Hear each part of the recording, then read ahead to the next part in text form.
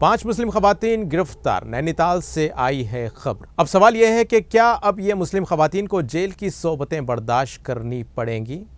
शहनाज, सोनी नाजिम, शमशीर, सलमा और रेशमा उनके नाम हैं। उन सभी को हल्द्वानी के बनभोलपुरा में हुए तशद्दुद में मुलविस होने के इल्ज़ामात के तहत गिरफ्तार कर लिया गया है।